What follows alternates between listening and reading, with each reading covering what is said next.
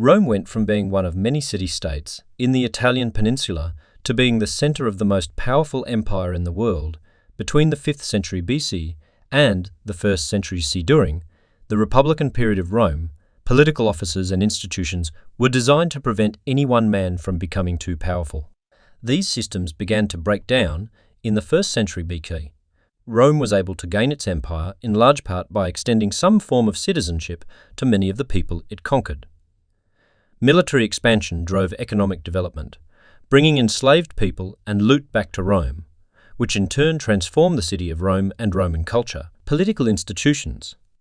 How did Rome go from being one of many city-states in the Italian peninsula to being the center of the most powerful empire in the ancient world?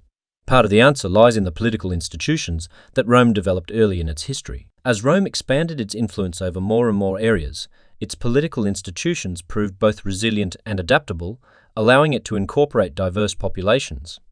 According to Roman tradition, the Republic began in 509 BC when a group of noblemen overthrew the last king of Rome. The Romans replaced the king with 2 consuls, rulers who had many of the same powers as the king but were elected to serve one-year terms.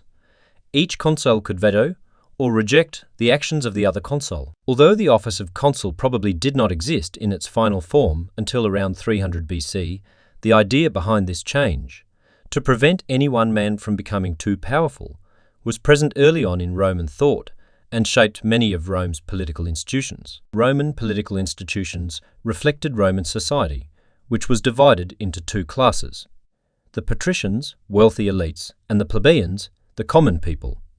Initially, only the patricians were able to hold political office and make important decisions. For example, plebeians could not join the Roman Senate, an advisory body unable to create laws on its own but whose recommendations were taken seriously by the consuls.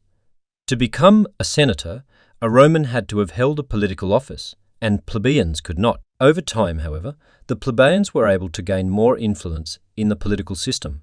Between the years 494 and 287 BBC, new political offices for plebeians were created and access to higher office, including the consulship, was open to them. Voting assemblies and councils were established that gave plebeians more say in the politics of Rome. In 287 BBA, a law removed the last barrier to plebeian political participation by abolishing the requirement that proposed laws had to be approved by patrician senators before the plebeian council could consider them. The plebeian council had real power and influence in Roman politics, and some plebeians gained power and wealth under these new arrangements. But many remained poor. One reason that political rights did not lead to major changes was that the comitia centuriata, the main voting assembly that elected consuls and other important officials, was organized based on wealth. Each century, or voting group, had 1 vote, but the wealthy were split into smaller groups than the poor, giving the vote of a wealthy Roman more influence. Thanks for watching.